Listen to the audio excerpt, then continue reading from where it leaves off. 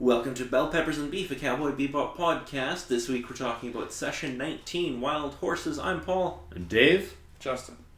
Alright, Dave, what happens in this episode? That's correct, nothing.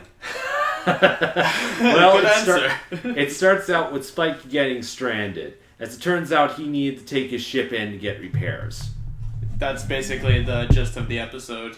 Spike needs repairs on his swordfish, his ship.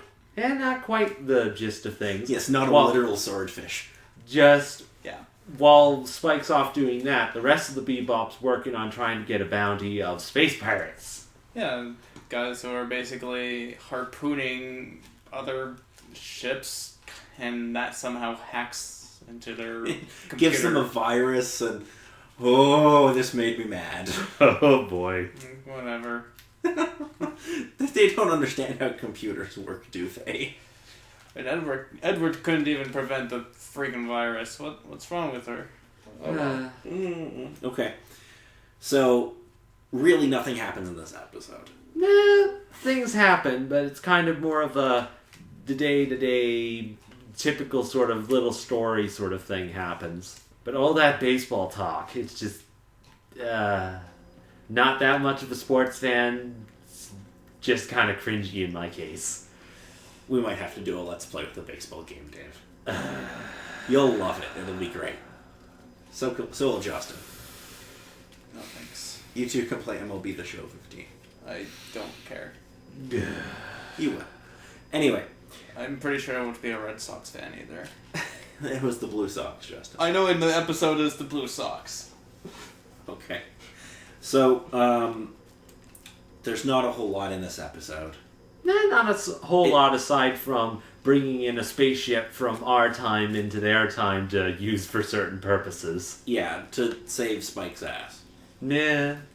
So, who gets stranded up in space.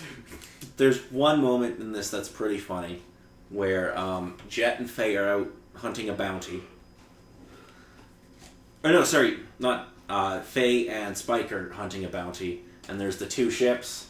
Ah, yes. And trying to figure out which one is the actual bounty they're searching for. And which one is just a delivery ship, so what do? Go shoot it up! Whatever. Shoot at both of them! Fuck it, what could go wrong?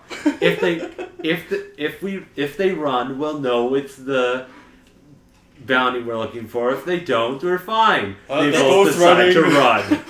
Yeah, of course they do. They're being shot at.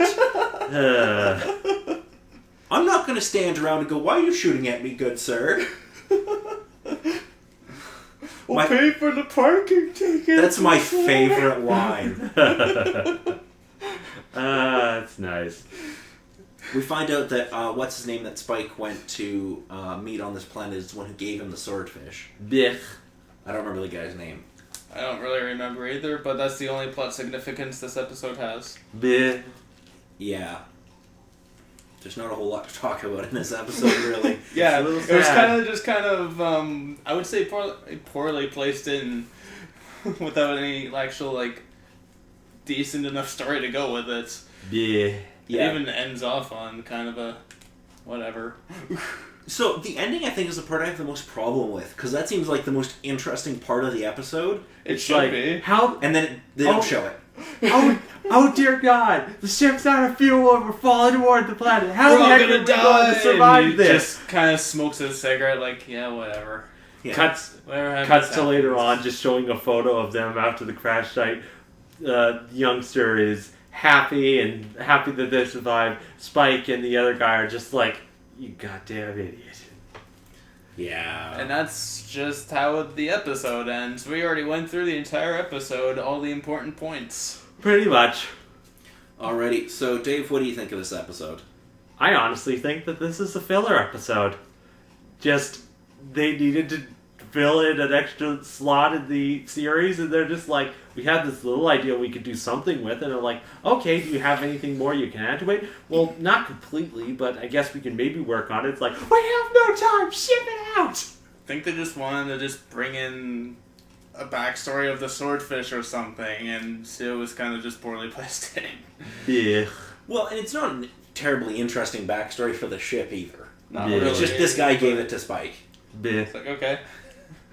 It does the repairs and stuff too, and Yeah, so I'm not a big fan of this one. There's no real point to it. It's not bad. Like it has fine. some nice action scenes still, anyway. With, Definitely. Decent jazz music playing in the background. Yeah. At least that kind of keeps anyone invested, just to listen to the jazzy music. Yeah. So the one thing the series does very well is action, and it always has very good music. Yep. But not a whole lot really happens in this episode. Nope. Yeah, no. And it is a filler episode. So, David, what kind of a score are you going to give this one? Honestly, as it kind of sits, you could probably live your life by passing over this one, depending on how diehard you want to be of actually going through the series. It's not going to kill you, but it's also not going to kill you to actually watch. So, on my end, it's going to be kind of sitting around the meh to pass sort of thing. Okay, and Justin? It's definitely on the lower end of all the episodes in the series. It's not all that interesting, but it's there. That's about it. Yeah, it is very much there. It's in the series. Yes, it exists, and that's the nicest thing I can say about it. So I would give this a 6 out of 10. I think, Generous. yeah, maybe a little. I wouldn't have minded if it was just an episode of Spike on the planet talking with that dude, and they didn't bring in the whole weird virus subplot thing. We wanted to have some action for some reason. I would have rather just had an episode where Spike talks to like a mentor figure. That would have just been more interesting to me. No, that's definitely understandable. Well, yeah, I mean, they probably could have delved a little bit into Spike's, backstory a little bit more, maybe potentially. Like, why in the first place did he get the swordfish, and, like, how is this significant?